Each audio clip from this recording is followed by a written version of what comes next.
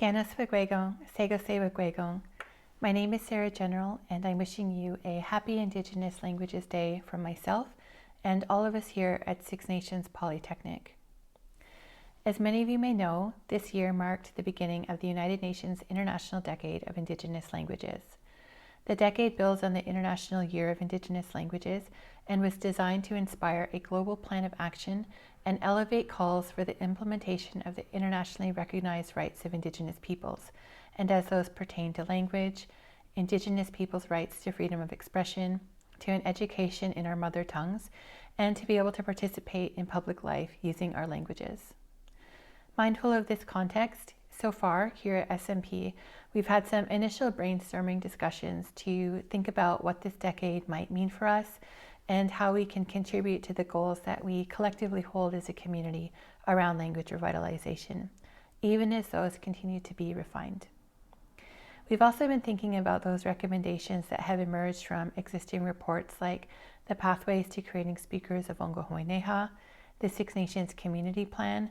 and the Lifelong Learning Task Force report on a Language and Cultural Center, which are all available online.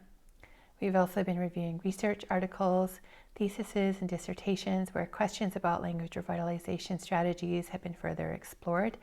some of which can be found at the Deohahage Indigenous Knowledge Center, but many of which are also available online. Certainly, throughout our discussion, there's been an overwhelming recognition that Six Nations of the Grand River is very fortunate,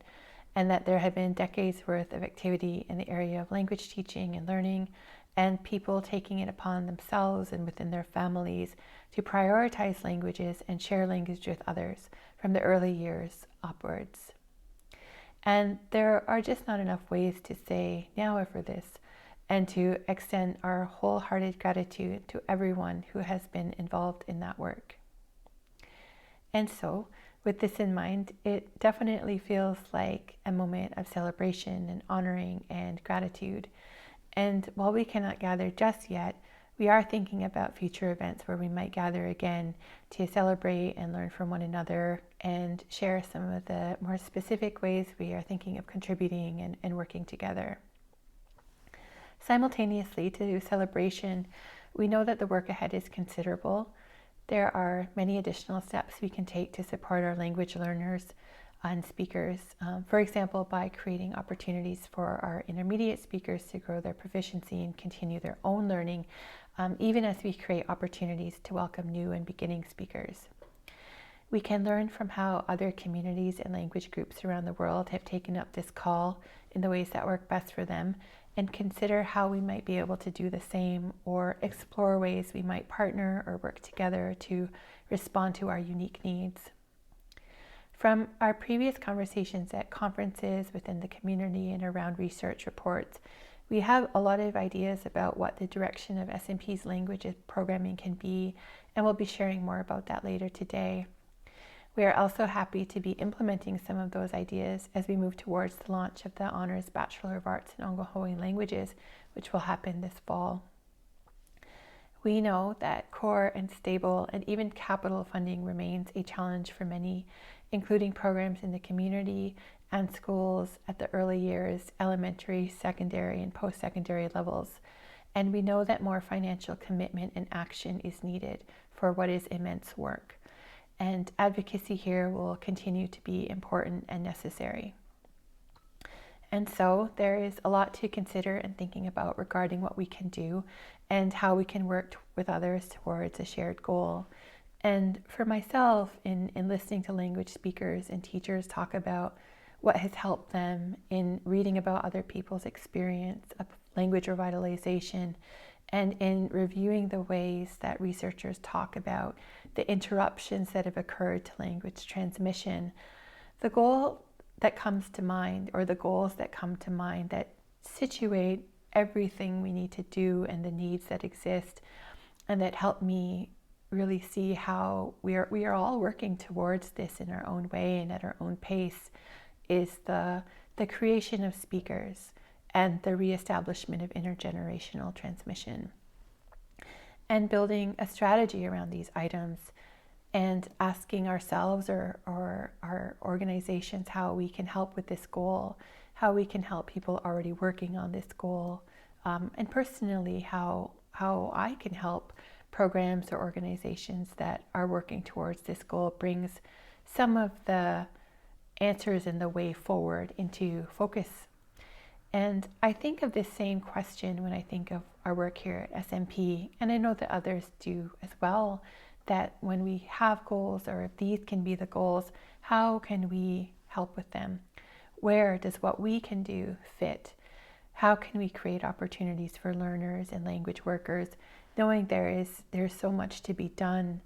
and many different ways to learn and many people to teach and reach, and to create opportunities with the knowledge that doors to learning have to be consistently open and open for a really long time, because it can take many hours to learn. And so that is what we have to plan to support. But even though we understand it can take thousands of hours to learn, even going through that very first one is awesome and to be celebrated. And for my own self, my own learning has been slow, and I often wish it were faster. But I have seen the joy that language has brought others, and I've experienced that joy myself too with just what I have right now. And knowing that I'm committed to learning more makes me excited and hopeful for the future. There's this really beautiful quote by Ryan DeCare, which I think many of us know, and it said that people revitalize a language, but really it's a language that revitalizes a people. And I'm really grateful for these words. I think that thinking about it in this way is helpful, and it rings with truth and echoes what I've heard many speakers say, or other elders say, or even young people, everybody say. And while all of us might find a different something, a different quote, a different teaching, a different mentor that inspires us, I hope that over the next 10 years we'll be able to share what those are and share how those help us set goals, and to be able to look back and say, here is what we did over these last 10 years. And it might not have been everything we wanted or needed, but we set something out, whether that was reaching perhaps 1,000 personal learning hours, or perhaps creating opportunities for 100 new beginning speakers, or 100 new advanced speakers, or creating a new archive of language works, or perhaps something else. But that ultimately we can be happy and proud with what we have done, much in the way that we are happy and proud of what we have now, and grateful to those who have helped us up to this time and continue to teach and lead and inspire in this moment. So with that, I want to say Nyawa and share that we have a few more presentations happening as part of this launch event that you can view here on our YouTube channel.